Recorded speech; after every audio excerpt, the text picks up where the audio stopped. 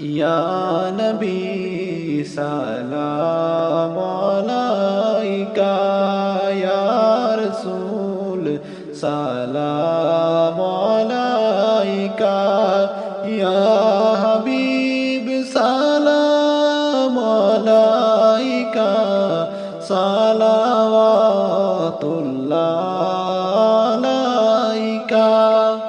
নবী আপনি যে গুমান নারাতে দেখা দেন আশিকদের সাথে, দেখা দাও একবার স্বপনে এই আরজ আপনার চরণে।